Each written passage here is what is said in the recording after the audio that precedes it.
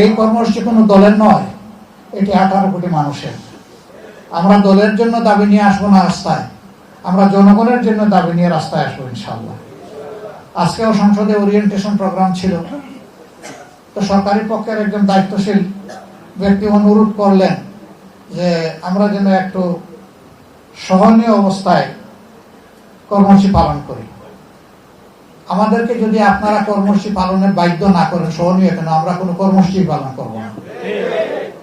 কিন্তু যদি বাধ্য করেন তাহলে সহনীয় বলে আমাদের ডিকশনারিতে কোনো শব্দ নাই।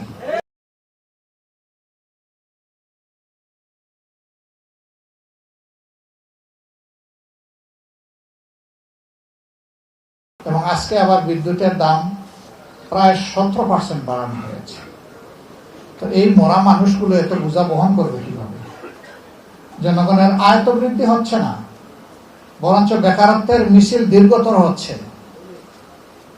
সেই জায়গায় যদি অব্যাহতভাবে জনগণের উপর এই ধরনের কর এবং দ্রব্যের মূল্য চেপে বসে, আমাদের দেশের জনগণ বাঁচবে কিভাবে?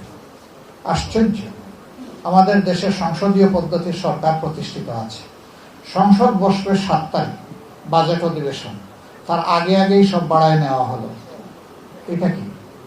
সংসদে আলোচনা করেন, আমরা আলোচনায় অংশ নেই, তারপরে যেটা যৌক্তিক জনগণ দেখবে সেটাই হবে। জনগণ বুঝতে পারবে সংকট কোথায়, বাস্তবতা কি। এটা না করে এই চালাকি করে মাত্র 4 দিন আগে এই মূল্যগুলো বৃদ্ধি করা হচ্ছে কেন? এই অবস্থায় কি আমরা চুপ থাকবো? ফতনা খাজেগান পাঠ করবো না? এই অবস্থায় আমাদেরকে প্রতিবাদ করতে হবে। আমরা আগামীকালই সারা দেশব্যাপী এই সমস্ত জ্বালানির মূল্য বৃদ্ধি এবং তার কারণে অব্যাহত দ্রব্যমূল্য বৃদ্ধির প্রতিবাদে ইনশাআল্লাহ আমরা কর্মসূচি পালন করব। পরিমাণ ধীরে ধীরে কমে আসছে, নতুন গ্যাস ফিল্ডের সন্ধান করা হচ্ছে না এবং গ্যাস উত্তোলনের কোনো উদ্যোগ নেওয়া হচ্ছে না। ওইটুকু না নেওয়া পর্যন্ত অব্যাহত বাড়তি এই চাহিদা পূরণ করা বর্তমান গ্যাসের সরবরাহ দিয়ে প্রায় অসম্ভব। আমরা আগামীকালই সারা দেশব্যাপী এই সমস্ত জ্বালানির মূল্য বৃদ্ধি এবং তার কারণে অব্যাহত দ্রব্যমূল্য বৃদ্ধির প্রতিবাদে ইনশাআল্লাহ আমরা কর্মসূচি পালন করব। এখানে আমাদের কষ্ট হবে, আপত্তি নাই, হোক, কিন্তু সেটাও যেন ইনসাফ ভিত্তিক হয়। এলপি গ্যাসের দাম 600-700 টাকা বাড়াই দিয়া 50 টাকা কমানো, এটা জাতির সাথে তামসা বলে আমরা মনে করি।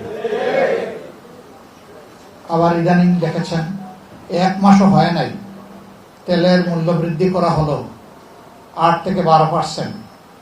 ঠিক 1 মাসের কম সময়ের ভিতরে আবার 3টা আইটেমে প্রায় 5 টাকা করে লিটার প্রতি আবার বাড়িয়ে দেওয়া হয়েছে।